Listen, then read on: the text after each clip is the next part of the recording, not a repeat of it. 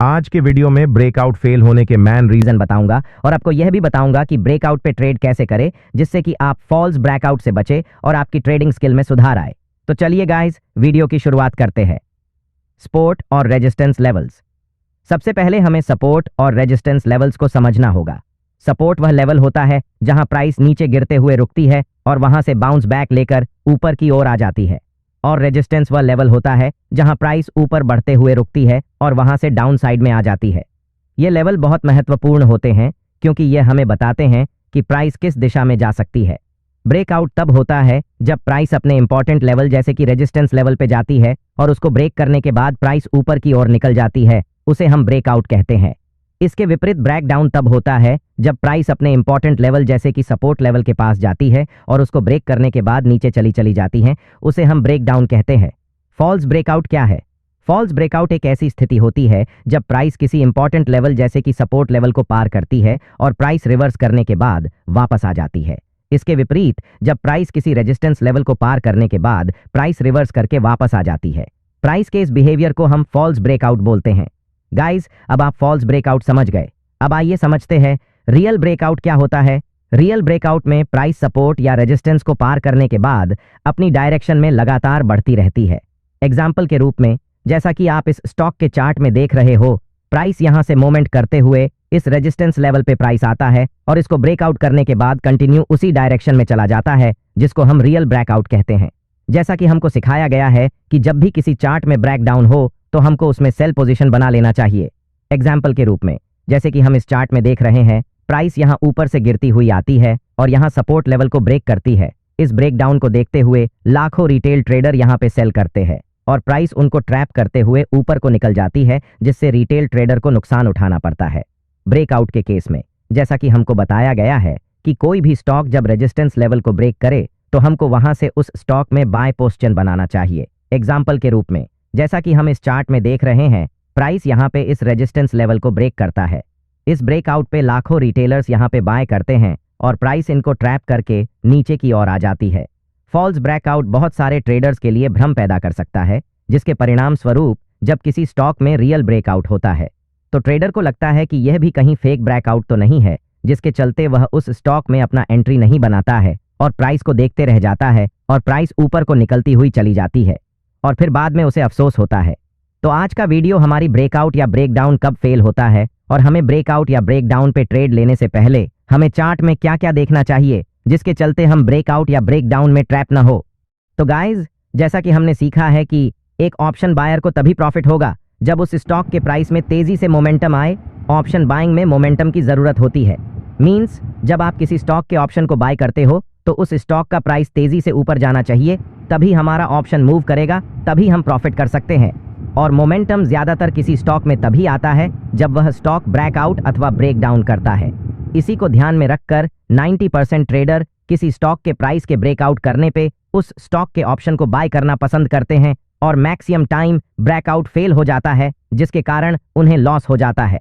तो आइए जानते हैं ब्रेकआउट और ब्रेकडाउन क्यों फेल होते हैं और हमें किस तरह के ब्रेकआउट और ब्रेकडाउन पे ट्रेड नहीं लेना चाहिए। ब्रेकआउट और ब्रेकडाउन फेल होने के मेन रीजंस, जिसमें कि पहला रीजन है लिक्विडिटी।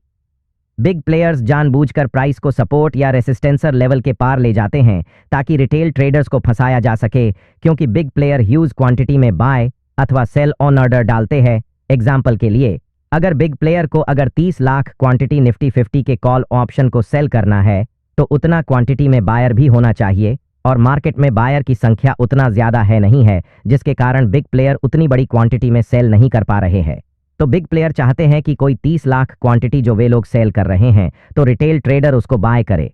इसी कारण बिग प्लेयर पहले प्राइस को मूव करा के रेजिस्टेंस या सपोर्ट लेवल को चार्ट में ब्रेकआउट करते हैं। चार्ट में ब्रेकआउट को देखकर रिटेल ट्रेडर काफी मात्रा में आते हैं और अपना पोजीशन बाइंग साइड में बना लेते हैं और बिग प्लेयर उनको हैवी क्वांटिटी में सेल करते जाता है और प्राइस नीचे को आ जाती है, जिससे रिटेल ट्रेडर को लॉस हो जाता है। आइए एग्जाम्पल के द्वारा इसको समझते हैं कि कैसे बिग प्लेयर्स जैसे FII, DII, mutual funds, bank इत्यादि रिटेलर्स को कैसे फंसाते हैं। ये निफ्टी 50 का 3 मई का चार्ट है।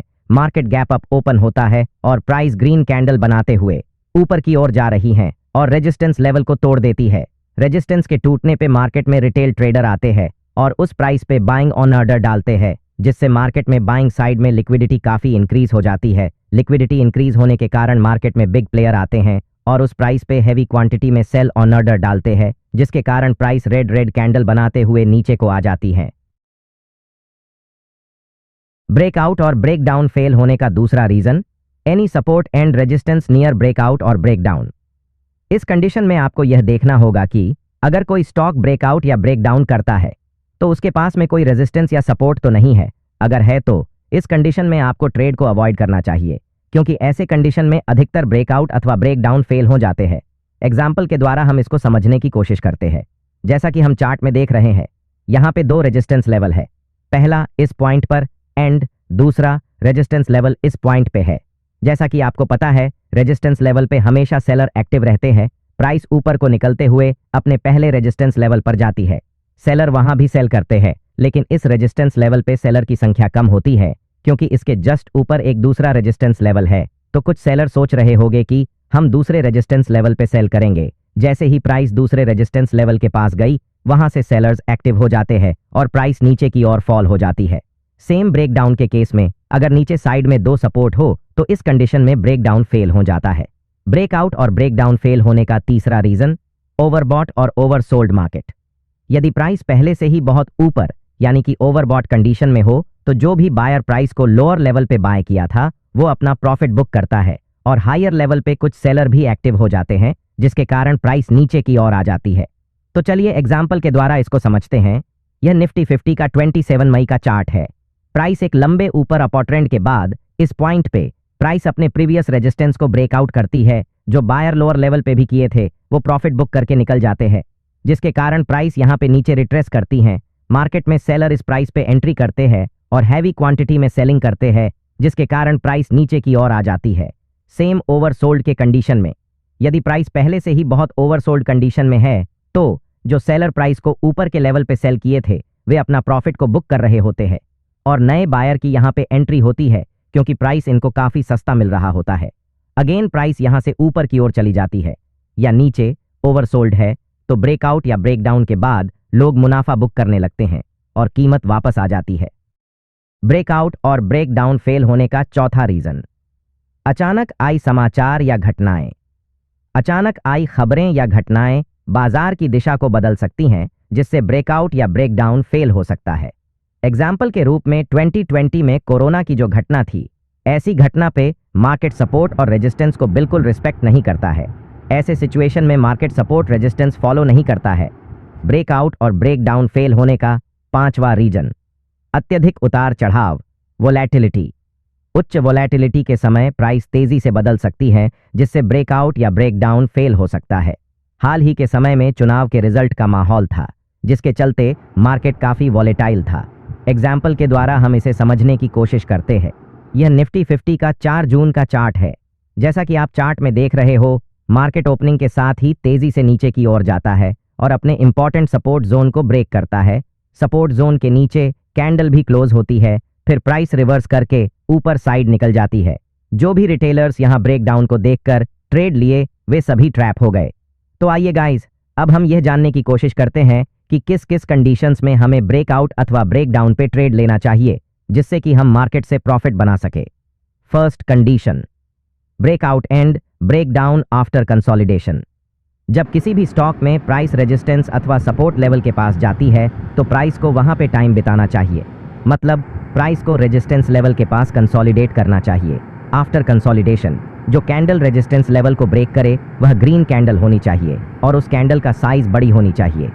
जैसा कि वीडियो के शुरुआती में मैंने बताया था कि रेजिस्टेंस लेवल पे सेलर एक्टिव रहते हैं और सपोर्ट लेवल पे बायर। तो आइए इसको एग्जांपल के द्वारा समझने की कोशिश करते हैं। यह निफ्टी 50 का चार्ट है। प्राइस यहाँ पे ग्रीन कैंडल के साथ ओपन होती है, फिर प्राइस रेजिस्टेंस लेवल के पास जाती है। रेजिस्टेंस लेवल पे सेलर आते हैं और सेलर प्राइस को सेल करके नीचे की ओर पुश कर देते और लोअर लेवल से अगेन बायर प्राइस को ऊपर की ओर पुश करते हैं। बायर प्राइस को ऊपर ले जाना चाहते हैं और सेलर प्राइस को नीचे। बायर और सेलर के इस फाइट के चलते ना प्राइस ऊपर जा पाती है और ना नीचे, जिसके कारण से प्राइस यहाँ हाफ एंड आवर कंसोलिडेट करती है और नेक्स्ट कैंडल ग्रीन बनती है और रेजिस्टेंस लेवल के ऊपर क्लोज होती है, जिससे ये पता चलता है कि बायर पूरे कंट्रोल में है और सेलर अपना कंट्रोल खो रहे हैं और बायर प्राइस को अपने कंट्रोल में लेते हुए ऊपर को लेकर चले जाते हैं, हम ग्रीन कैंडल के नीचे का स्टॉप लॉस डालकर यहां से बाय ट्रेड ले सकते हैं। सेकंड कंडीशन, ब्रेकआउट और ब्रेकडाउन आफ्टर रिटेस्ट। जब किसी स्टॉक में प्राइस सपोर्ट लेवल को सडनली ब्रेक डाउन करता है तो बहुत सारे ट्रेडर्स इस स्टॉक में अचानक आई ब्रेक डाउन पे एंट्री नहीं बना पाते हैं या उनसे ब्रेक डाउन मिस हो जाता है। फिर वे प्राइस को ऊपर आने का इंतजार करते हैं। जब प्राइस सपोर्ट लेवल पे आता है तो वे लोग उस स्टॉक में सेल पोजीशन बनाते हैं। रिटेस्ट पे एंट्री बनाने के पीछे रीजन ये है कि अगर ये फॉल्स ब्रेक डाउन हुआ तो आप उसमें ट्रैप नहीं होंगे।